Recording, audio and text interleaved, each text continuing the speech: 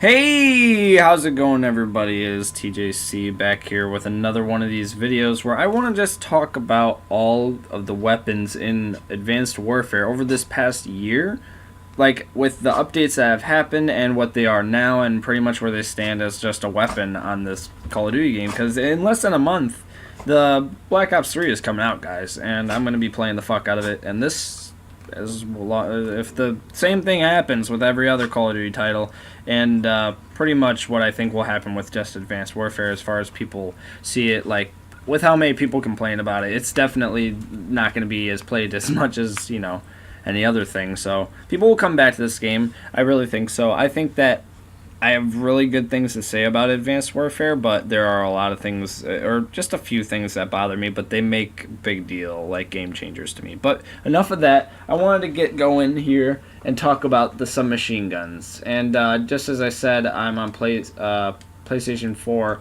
and we don't have the MP40 yet, which I really want to see, and it seems like it's the last DLC weapon, and like it's going to be the most OP thing ever, and everyone expected that kind of, I guess, right? I don't know. So, but I was going to talk about all the DLC weapons in a separate video and just talk about DLC in general.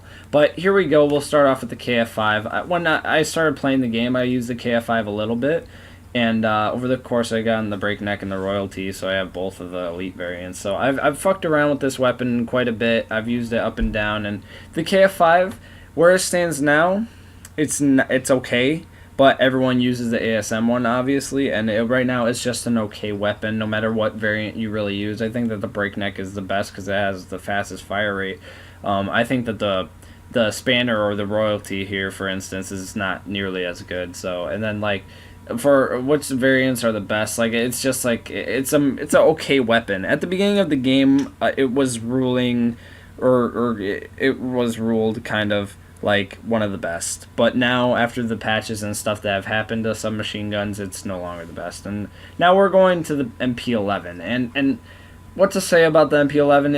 It's like any other Uzi. It's meh except for the Black Ops 1 Uzi, which was complete trash. This is just the Goliath is okay. The Squeaker, it shoots super fucking fast, so it's like a classic Uzi, but it's not as much damage and it's fun to use. But this is the same, like all of the variants for the single sacks over here, which I'm going to get to, are the same as like these ones. I don't know if you guys knew that they have the same exact stats, which is bullshit, and it's whatever though. But pretty much it got a buff. It's gotten multiple buffs, guys, this weapon, in order to try and make it contend with the ASM one, and it's still fucking meh. They don't really pay any attention to this weapon, and they don't with a lot of these, so especially the last one, guys. I don't want to give any spoilers, but anyway, so we're on to the ASM one. Just going down the line, the ASM one, I just want to let you guys know that this is the best weapon potentially in the game. Everyone that uses no variants, they use the ASM one or the vanilla BAL. They are the best weapons in the game. I feel like the ASM one at close definitely outbeats a BAL.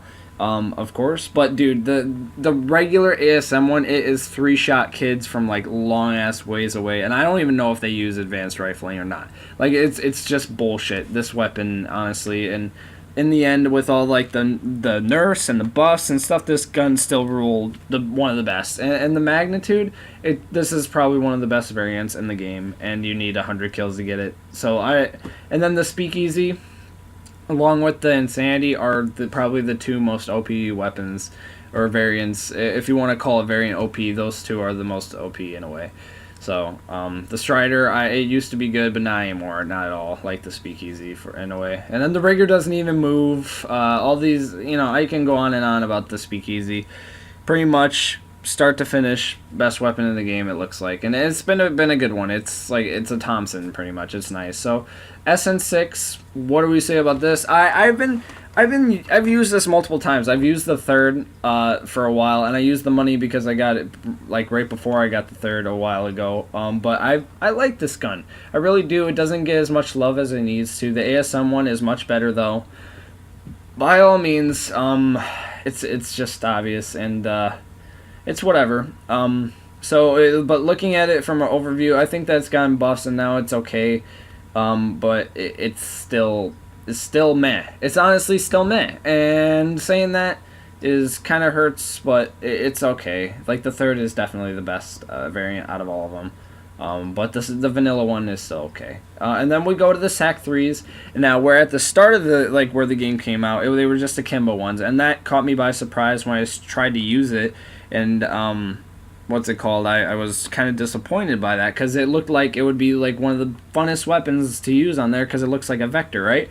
Then halfway through the game, we got a fucking infomercial. We got a fucking notification by the head of AW, and they're just like, hey, we're coming out with some solo variations, you know, and you'll get them through supply drops. And then we're like, okay, that's kind of weird. Doesn't seem like they're gonna do that aim thing, you know, like that, like have to open supply drops to get a new weapon or anything, right? Later on, I don't know, because it became a good idea. And so everyone was so excited for this, but then when it came out, it's just kind of a disappointment.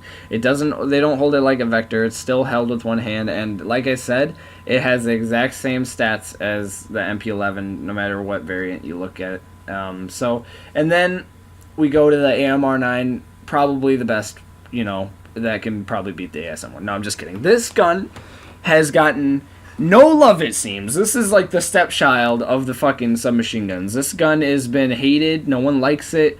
Even with the fucking buffs that it's gotten, it's still the absolute worst, and it will be long forgotten once this game is over. And that's pretty much the gist of it. All the variants kind of suck. There are fucking 3 fucking noob tube variants for whatever fucked up reason. I guess they had to amplify, like, this gun is special because you can have a undermount fucking grenade launcher, and it's like, no, we don't fucking care about that, actually, and people that use that are just cancer. So but all points aside, I mean, give the best one, you know, stat wise, the fucking grenade launcher, you know, just up 2 damage. I mean, that's the only thing that kind of helps. So this gun, it has gotten no love. It literally, with any buffs that come out, it seems like it's unscathed, it's untouched, it's just not it's still the same bullshit piece of shit weapon from the beginning, and I hated that, because this is the one weapon out of all my diamond that I have not gotten. And that is, it says something. I got all the rest diamond legit, and I have returned to this weapon I don't know how many times, and I literally need just headshots, and that's it. That's fucking it. And then I get royalty, and I just don't bother because I hate it that much. It's the worst. But pretty much there is the all the submachine guns. In the next video, I want to talk about the sniper rifles. I care a lot about sniping in the Call of Duty game, and this game, it's been pretty much a lot to talk about, just the topic of sniping. So thanks guys for watching. I hope you guys will stay tuned for my next video, and remember, when it's good, it's a TJC product. Later, guys.